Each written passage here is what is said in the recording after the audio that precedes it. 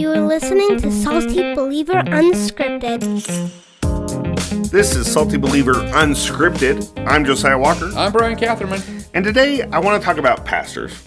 That's what this podcast is about, right? This Pastors, podcast ministry. Is about ministry, Christian things. Does this have, what's our, anyway. Who knows? Pastors today, okay. Well, so the other day I subscribed to AGTV, and I was watching one, I think it was one that They don't sponsor us, by the way. They don't, but they're more than welcome to. That was not yeah, if they want to sponsor us, that was not a placement ad. I don't want to derail us, but I was watching that, and I don't know what it was, but some movie on there was talking about how, like, Kenneth Copeland's getting ready to retire, and he's kind of passing the torch to Todd White a little bit, and that's the prosperity gospel side and stuff of things. I can't believe they even have those guys on there. Wow. Yeah, they were just talking about the prosperity gospel and stuff. But it got me thinking about big churches and churches that are built around huge personalities. Right. You know, I've noticed that John MacArthur's had a lot of health issues lately. Yeah. You know, yeah. He's got to be getting ready to retire. Isn't he like 80-something? I don't know, but he's put like 60 years of his life into really dedicated ministry, and he's got to be getting up there. And I know that church has really grown since he took it over. I mean, when he started there, it wasn't small, you know. Yeah.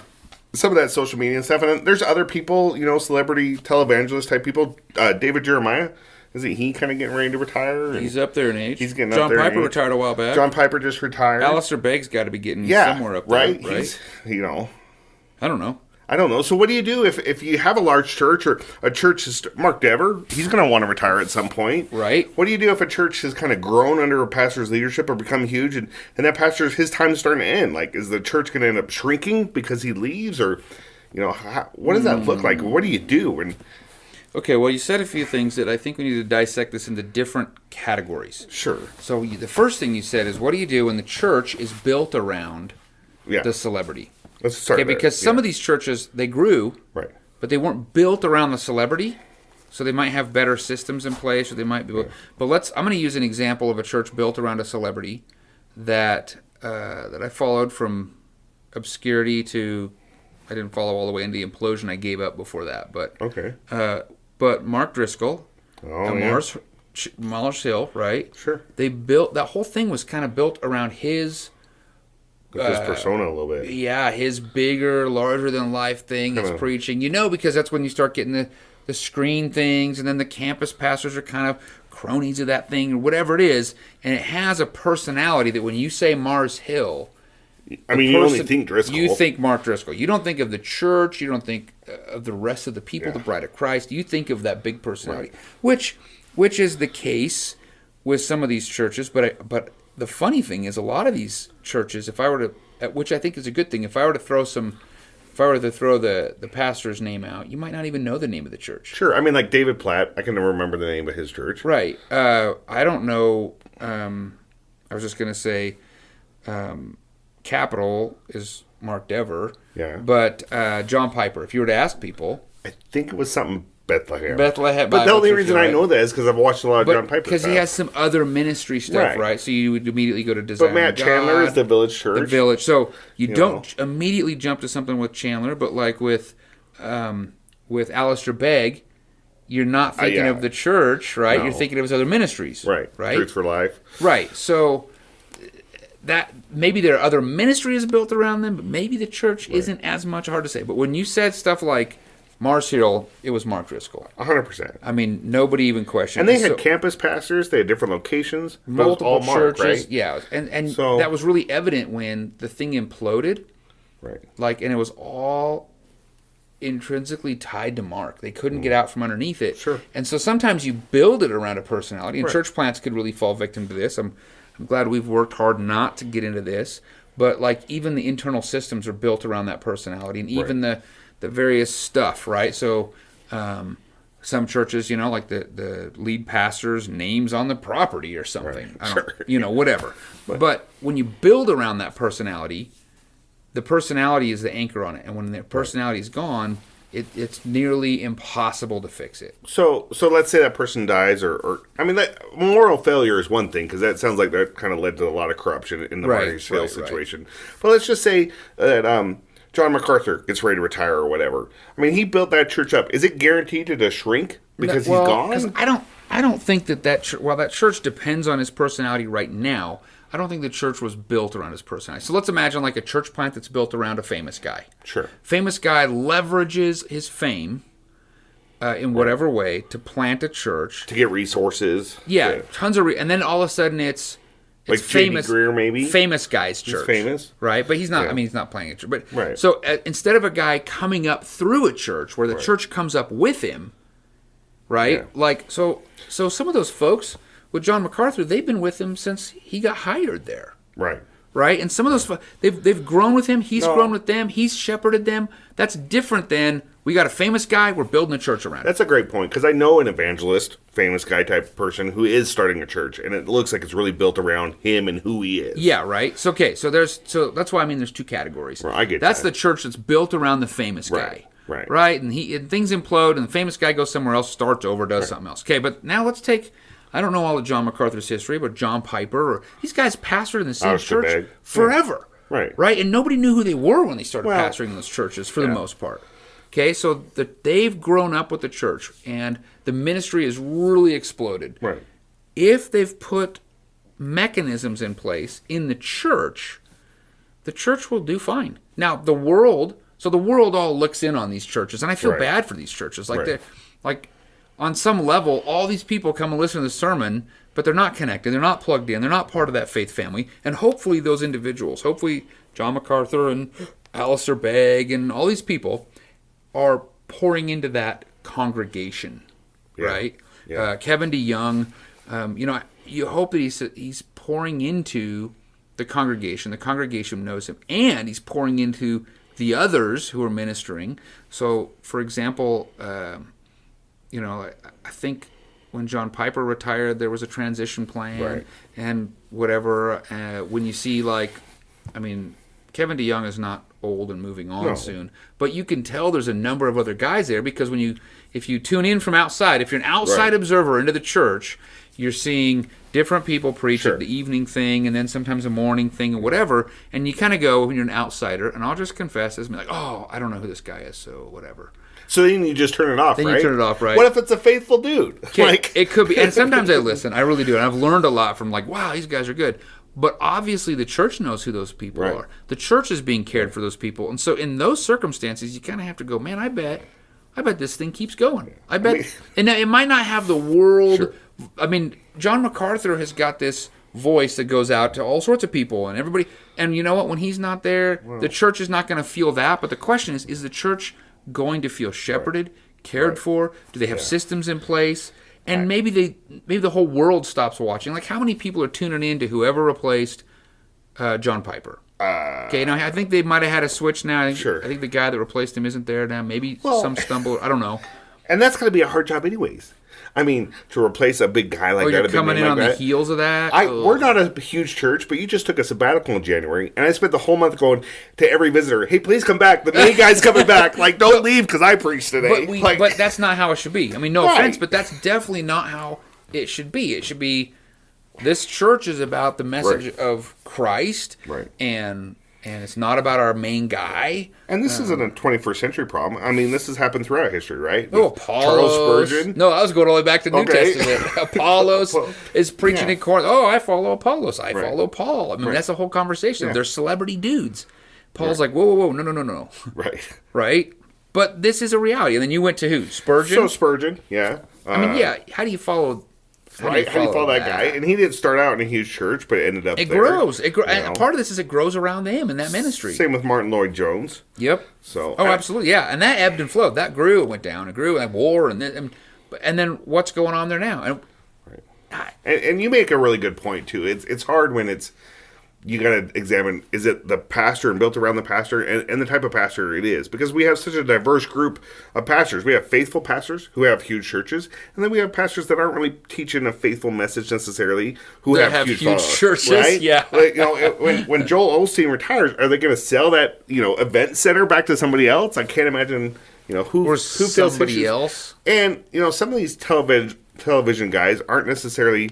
I mean, I don't know. I'm not there. But I find it hard to believe that they're feeling people's needs throughout the week? The pastoral shepherd role throughout the week? Or is it just a big show, come and see, and then go on with your life, and we'll see you next Sunday? Right. Is there work going on during the week? I'd like to think that Kevin DeYoung is doing some work during the week with, his elders. So here's what I don't know what the best plan is. I don't know if the pastor should just leave and then they go in a totally new direction. I don't know if the pastor should stay, but let's take someone like Mark Depp. Well, so all these guys we're talking about, as far as I'm aware, a lot of them, I mean, Kevin DeYoung made a change. He was at, University something or other Presbyterian. Right. Now he's at Covenant, Extra Covenant, Presbyterian. I don't know. I can't remember. But anyway, most of these guys have been in that same pastorate for a long time. Yeah. So it's a different story with the guys who bounce around. Sure. You got this guy, then you got this guy, and then those churches just hire another one of those guys and whatever. Right? And it's funny, too, because I see guys do that, and it seems like that's how you climb the ladder of success and become, get a huge church.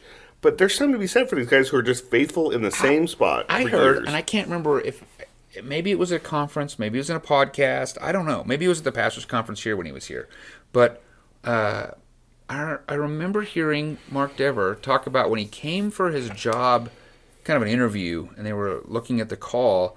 He actually kind of had to train the staff to what questions they should ask. Even if you don't select me, you guys need to be thinking about this and thinking about that, and the church I don't think was something big, so his faithfulness with the church grew that ministry. And same for John MacArthur, same for John Piper. And Dever said, I've heard him say at a conference somewhere, he trained that church and has been actively working so that when he leaves, it keeps going. Yeah, I think his line is always I'm just setting it up for the next guy. Right. I really want the next guy to do well. So maybe this is a strategy. Instead of just packing up and leaving, retiring, you stay for a season, for a while, but you're only the one preaching once a month. Maybe it's not known when you're preaching. Maybe and I don't know if Piper did this. I don't know. You let go of the control. This would be hard. Yeah. This would be really hard because you're watching this church that you've cared for and you've shepherded for a long time, and now all of a sudden maybe they're going a different direction. Maybe some things are happening, and you really have to be a solid, faithful guy to be okay with that. But then you're only there a little bit. If you're one of these big players, when I grow old and leave, I'm like, oh, they're so excited to have a new fresh view, but Do you have a plan? Do you have a plan for when you retire or what that's going to look like? Have you thought about that? I've thought so. I've worked with Mike right here, and he was the transitional guy here, and he was kind of transitioning through, and now he's doing an interim pastor role. Yeah. And I thought how hard it must have been for him to watch things change. Yeah. For him to watch the church grow. For my style to be different than his style. And I do commend him for he helped with the transition tremendously. At the same time, I think, man, that must have been really hard. And maybe it would have been easier on some level if he had said, you know what, I'm going to just immediately go and do interim pastor work and I'm over here.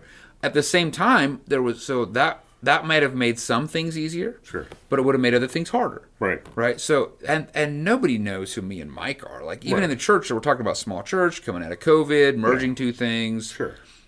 But if you're talking about 5,000 people attending this church with the expectations of getting the teaching of John MacArthur, who steps into those shoes, what is this going to look like? That might be very different. Do you think you could stay on at a church if some other guy came in behind you and started changing things or doing things different? You mean if I were here, but then I came and changed everything, and I was the guy that I had to put up with? That would be tough. No, I don't know. I hope that God would grow me and equip me to be able to do that, but it would be really tough. Yeah.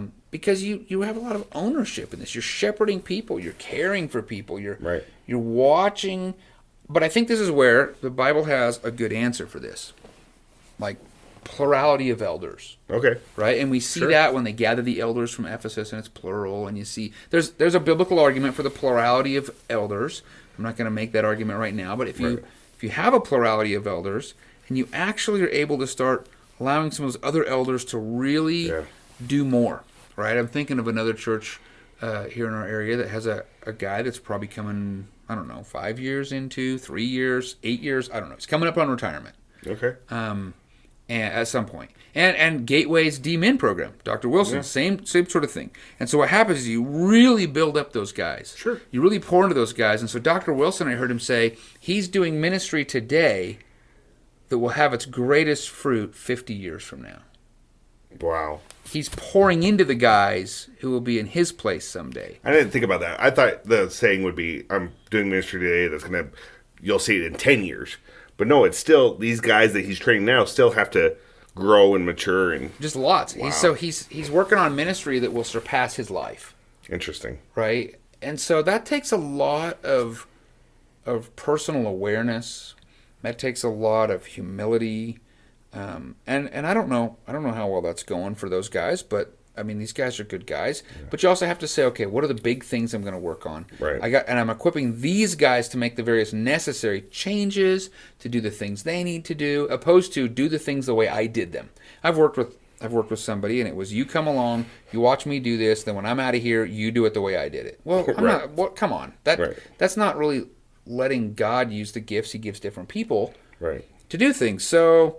You're asking me if I have a plan. I honestly, when I look at my retirement account right now, and I think you're gonna work forever. So I think I can live on this for a month. So it's a quick retirement. Short, it's a really short retirement. But okay. So the point though is I haven't thought a lot about it because I'm 47, but I'm not so old as to be. But I probably should start thinking about it. At least what's the way to do this? Right. And how do you do it healthy, right? So I think you've made some really great points. I mean, God raises up leaders. He takes leaders down. He's using these guys for a purpose. There's a reason we all know John MacArthur, Mark Dever. Yeah. Let's not just say that's a terrible thing. That's a good thing. Right. I mean, that's a good thing that lots of people are blessed. But the key is that you're faithful in those positions as God's using you in these other areas to also shepherd your flock well, have that plurality of elders. I like that point of like surrounding yourself with faithful guys so that if you get hit by a bus, airplane crash, retire, whatever, the church keeps going. I want to add one more thing, and I don't know, maybe I haven't seen these big famous guys internally. You don't see the internal workings. I've seen the situation that I've dealt with here with me and Mike. And I've watched the internal workings. I kind of have a little bit of a side seat from some friends and some places, on this other church. Sure. A little inside view, just a little bit. And I think a really important, necessary part of this whole thing is that you keep the health and the care of the church the primary thing. Yeah. So then it doesn't turn into, well, who calls the shots? And the church starts all infighting and I mean, I really do appreciate that between me and Mike. It was okay. What's best for the church? Yeah. What's really best for the church? And I think at some point, when he realized the transition was done, he started helping other churches because he realized I don't need to be here, and me being here. I mean, he was showing up and people were like, "Who's this guy? What's going on?" And so now the church is, it's more than doubled the size when we merged. As far as the people, new people. And so most of those people don't know him. And so now he's serving in a really good capacity, and he's not... Helping another church. He's helping other churches, helping another church, pastoring there, entering, and he's allowing me more freedom. But earlier on, he really, for the good of the church, he really needed to be here. No. You're right. Later on, possibly, I don't know, for the good of him, it was easier for him to go. Maybe for the good of... I think it'd be fine if he was still, but he still has gifts. He's still got preaching gifts. So now he's using those things for the good of a different church. And I think him moving a little bit out of the way has made it easier for me in some ways. I think it's made it easier for him.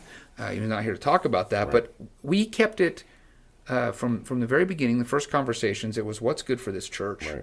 What is good for the church. And I know my friends, where one is retiring and another one's younger on the team. I don't know if the younger is going to transition into that position, but I know the concerns are what is good for the church. And I hopefully, I have to imagine these guys we're talking about, I don't know about all of them, but the ones that are really biblical, solid guys. Yeah. Mark Dever says it all the time. I'm setting it up well for the next guy. So he's thinking about the next guy and the health of the church and what's going to happen. I don't know if the other guys are, but I hope they are. Well, and that's a really good point. I mean, I was kind of on the outside here, kind of looking in with you and Mike, and I can say from my own perspective and watching the church react, like it was good that Mike stayed on. He didn't just leave. Yeah. It was here through that transition, and you could, it was kind of natural that, if things are going now, hey, I'm going to fade away now. I remember when we first set up, so we're merged, we filled the paperwork out. Two churches have merged, everybody voted, all this stuff. The first series, it was like he did one, I did one. He did one, I did. Like every other week, like clockwork, right? In the first short series. And then the next short series, he was kind of pushing well, maybe you should do a little more, and you should do the intro to this, and you should set it, because he was like kind of trying to set me up. And then I remember at one point, he was saying like, no, you are the lead pastor. The people need to see you. It was like, who's going to preach Easter, and what are we going to do for Christmas? Like all these big conversations. He really started saying, no, you have to do this. Right. And then pretty soon we got to pretty soon he wasn't preaching at all, which probably was really hard for him. Like on my sabbatical, you kind of feel this like, man, I'm not. Right. I got over that in my sabbatical, knowing I was coming back. Yeah, something's happening, right? So, but I think he knew that he could still use that elsewhere, but it wasn't good for him to use it here. So then he started doing all the pulpit supply work. Yeah. He found this interim pastor position. He's like there for, 6 months, a year, whatever. Yeah. And so he's able to use those gifts there because he knows if he really needed to use them here, it wouldn't be good for this church with you and me and all this stuff to do it. So I think there's a sense that if you keep the health of the church in the forefront of your mind and you do what's very best for the church, I think that would make the transition smoother.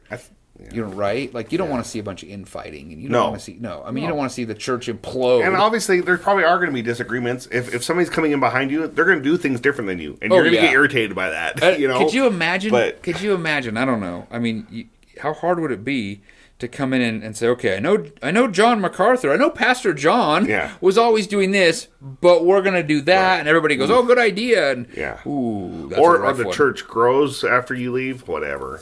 I think, as we're talking through it, I feel like there's probably 1,000 different ways to transition. I think the biggest takeaways for me from this conversation is keeping the health of the church in mind and keeping that center, and also that Dr. Wilson quote. We should be doing ministry with the mindset of like, our greatest ministry is going to be 50 years from now, and how do we set up those next guys? How do we set up? And the assumption we never said is this all has to be biblical. Sure. Let's not do things outside of what the Bible says. Yeah. But I think that's probably the best way to think about it. Wow. All right.